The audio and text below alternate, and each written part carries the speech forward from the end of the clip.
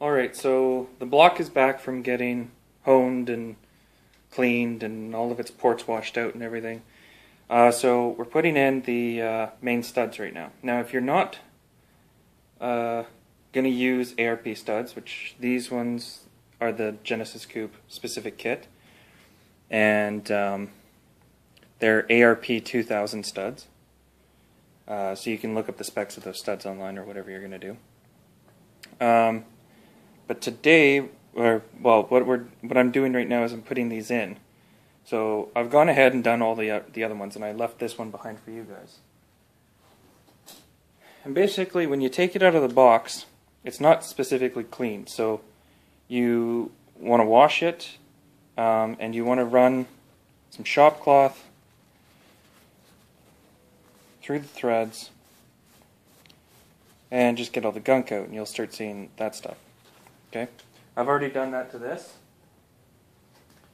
And then in the box, you remember, if you guys were paying attention to my videos, it comes with this stuff, this assembly lube stuff. And what you want to do is put it on the threads. Okay.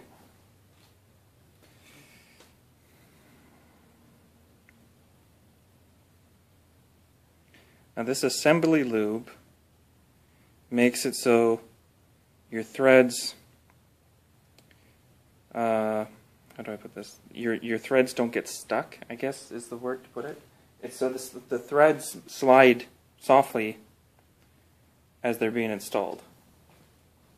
And that way you don't get pre-torque. And pre-torque is the resistance of the threads against each other as you're trying to put it together. Alright, so we got some of this stuff all over it, but we only want to do the bottom portion of the threads, okay, because this stuff is going to creep up and we don't want too much. Okay, and then we follow ARP's guidelines and we put it in finger tight.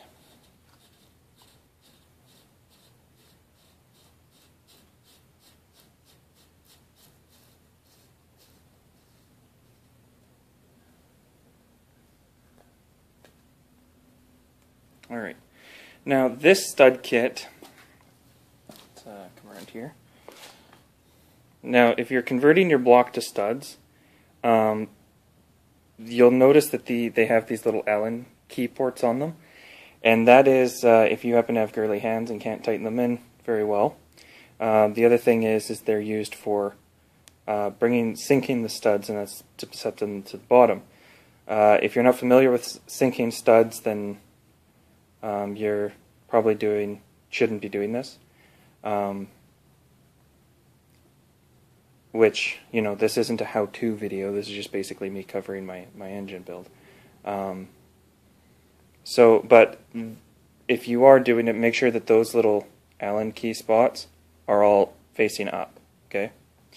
Now this kit here was made specifically for the 2.0T, and it's based on feedback that previous engine builders have given ARP, as well as certain forum members. And the issue is that the stud kit that everybody was using, these were these end ones were too long, and they wouldn't work correctly. So how about I just show you guys? How about I do that? Now this might be a little bit difficult to see, so I brought my lamp.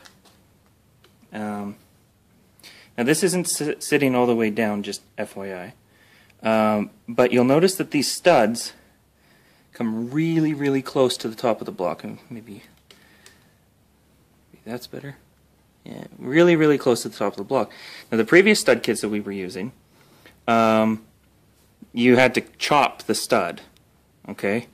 And that wasn't, sorry, that wasn't all that good. Now, come in here.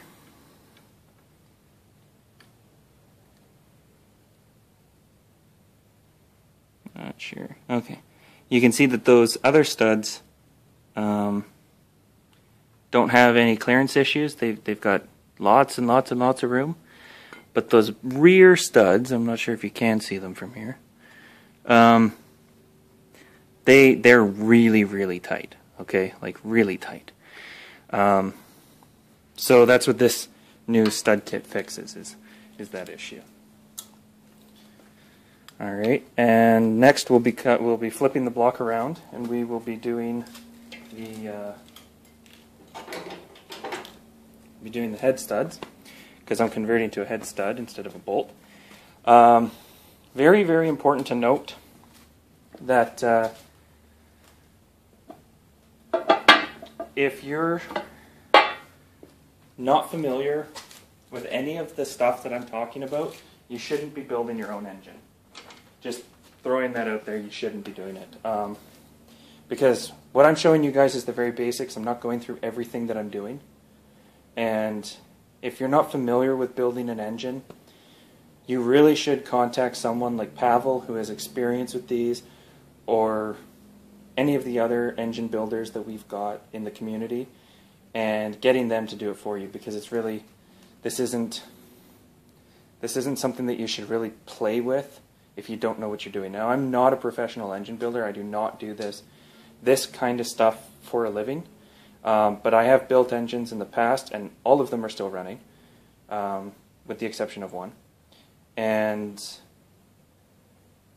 I build locomotives. So I'm very familiar with how to do all of this kind of stuff in principle, and I'm just applying what I know in principle to this specific thing. Now, if you're changing a little bit on the topic here, if you are converting to a stud system instead of a bolt, then do not torque the studs.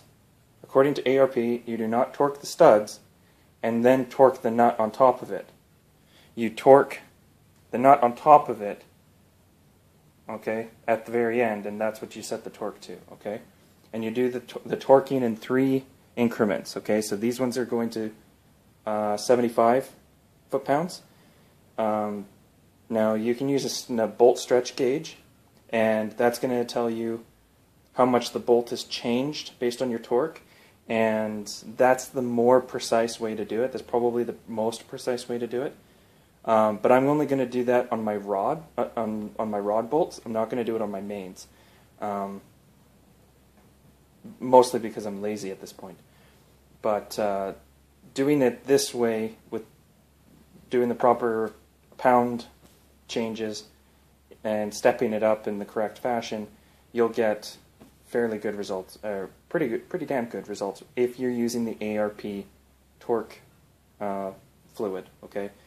Now, if you're using bolts, then you can pretty much ignore everything that I've just said, because bolts go in the same way that the nuts go on the stud, okay? So switching to studs is just, apparently it's stronger. I've got engines that run both ways, and hasn't made a difference yet. But for this purpose, because they don't make any stronger bolts, I've switched to studs for this. So let's flip the block around and start installing the head studs.